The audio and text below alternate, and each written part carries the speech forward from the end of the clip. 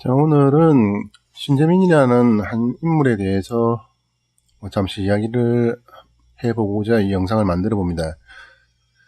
며칠 전부터 신재민 전 사무관이라는 한 사람에 대해서 지금 국회뿐만 아니고 정치권의 여야 막론하고 이리저리 시끄럽고 잡음이 참 많습니다. 신재민 씨가 동영상 유튜브로서 제보했던 그 내용들을 두고 공익 제보자다. 아니다. 이것은 자기가 돈 벌려고 하는 노이즈 마케팅에 불과하다. 지금 현재 두 가지로 첨예하게 대립을 하고 있습니다. 신재민이라는 이 사람의 첫 영상을 보고 또 그리고 기사들을 보면서 저도 처음에 느꼈던 거는 야, 문재인 정부도 박근혜 정부와 다를 바가 없네. 이건 뭐야. 그러한 불신 아닌 불신들이었습니다. 특히나 현 정부에 대한 반발감이 심하신 분들은 그런 반응들이 더 심하게 나타났을 거라고 생각하고 있습니다.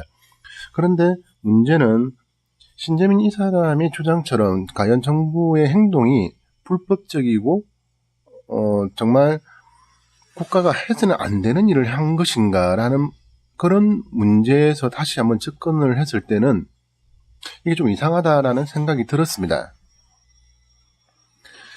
자, 지금 현재 이렇게 떠들고 있는 이 사람에 대한 여론 중에 가장 큰 것이 최순실 사건 그때 제보자로 나오는 고영태 씨와 대비하는 부분이 있습니다. 특히나 자유한국당에서는 고영태와 신재민은 똑같은 어인이다라는 식으로 지금 주장을 하고 있습니다. 말 그대로 그냥 묻혀가려고 하는 것 같습니다.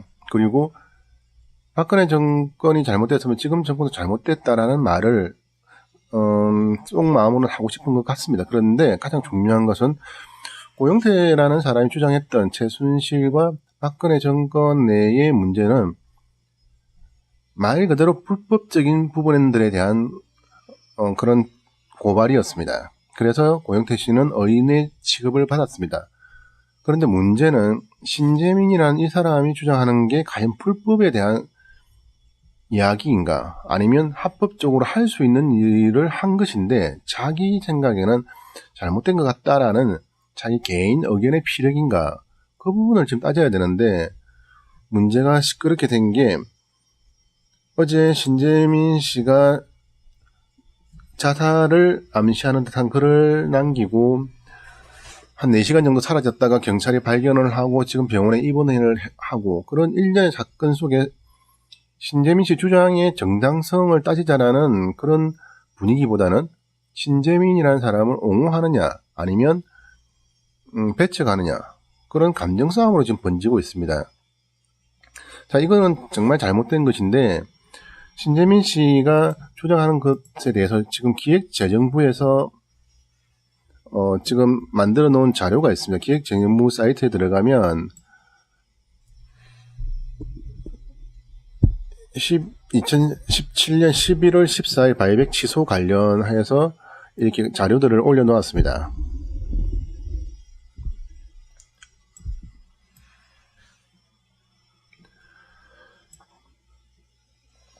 국고죄 바이백이 무엇인가에 대한 문제부터 그 개념 정립부터 시작을 해서 신재민 씨가 주장했던 박근혜 정권 때의 부채를 국민들 보기에 엄청 많은 것처럼 속이려고 갚을 수 있는 빚을 안 갚았다라는 그런 주장에 대한 기획재정부의 반박 글입니다. 지금 이제 결론적으로는 신재민 씨가 주장하고 있는 그런 문제들, 몇 조를 어떻게 했니? 국가 채무 비율에 이렇게 영향을 미쳤니?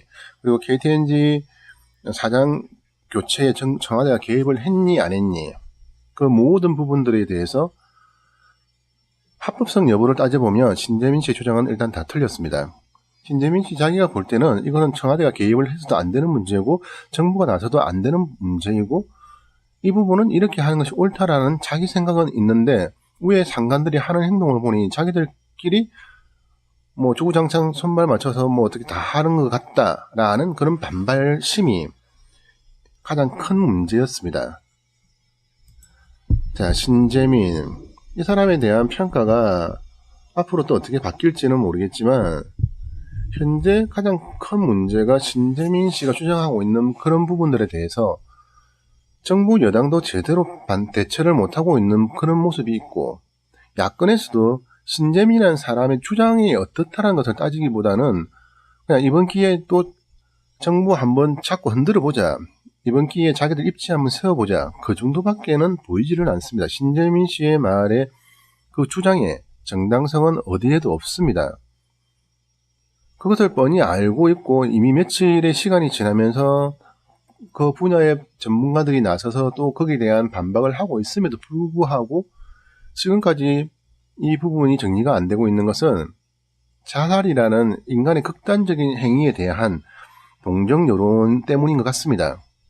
자살이 대한민국에서 언제부터 이렇게 미화 아닌 미화가 되어버린 건지 아마 노무현 대통령의 자살 때부터인 것 같습니다.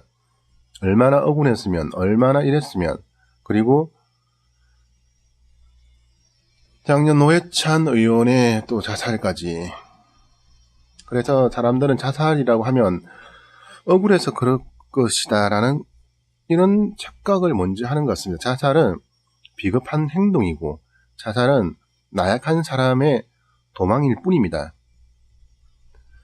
저는 기본적으로 노회찬 의원도 그렇고 노무현 전 대통령도 그렇고 자살을 했다라고 믿지 않는 사람입니다. 그분들의 평소 언행과 신념을 볼 때 자살을 할 수 있는 그런 나약한 분들이 아닙니다. 자, 그리고 본질적으로 자살에 대한 평가가 달라지지 않는다면 앞으로도 얼마든지 대한민국에서는 자살이라는 그 한 방법을 자기 주장의 정당성을 확보하는 수단으로 쓸 수 있는 가능성이 얼마든지 열려 있습니다. 이번 기회에 신재민 씨에 대한 잘잘못을 분명히 밝히고,